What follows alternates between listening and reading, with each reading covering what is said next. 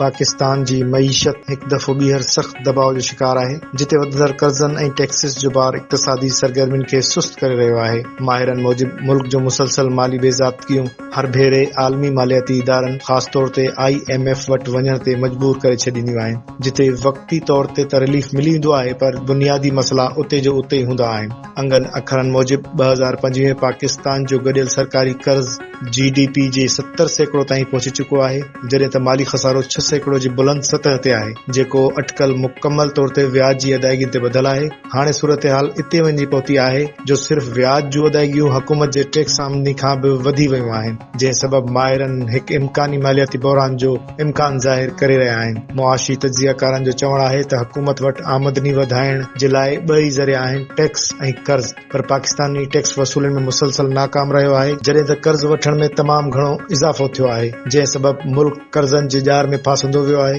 ॿाहिरियनि कर्ज़नि जी अदायगियुनि जो हजम नई बैरूनी फाइनेंसिंग खां वधीक थी चुको आहे, जेका ॻणती जो की सूरत हाल आहे। गुज़िरियल 2 बजटनि में टैक्सिस में इज़ाफ़ो कारोबारी सरगर्मियुनि खे मुतासिर कयो आहे, सनअतूं बंदि थी रहियूं आहिनि, परॾेही सरमाएकारी में घटिताई अची रही आहे, हुनरमंद माण्हू परॾेही मुल्कनि ॾांहुं मुंतकिल थी रहिया आहिनि। माहिरनि मूजिब टैक्स पॉलिसी अहिड़ी हुजणु घुर्जे जेका कम ऐं सरमाएकारी जी हौसला अफ़ज़ाई करे, न वरी इन्हनि खे दबाव में विझे। तजवीज़नि में सादी ऐं घटि शरह वारनि टैक्स निज़ाम, वसी टैक्स बुनियाद, गैर ज़रूरी छूट ऐं इस्तिस्ना जे ख़ात्मे, आज़ाद वापारी खे हथी सरकारी ख़र्चनि में घटिताई, मुस्तहकम मालियाती पॉलिसी ऐं निजकारी शामिल आहिनि। माहिरनि मूजिब रियासती इदारा क़ौमी नाणे ते भार बढ़जी चुका आहिनि, इन्हनि खे शफ़ाफ़ तरीक़े सां निजी शोबे जे हवाले करणु वक़्त जी अहम ज़रूरत आहे। मुआशी माहिरनि जो चवणु आहे त पायदार ऐं तेज़ रफ़्तार मुआशी तरक़ी वाहिद हल आहे, जंहिं लाइ मुक़ामी सतह ते तयार करणु इस्लाहात ज़रूरी आहे।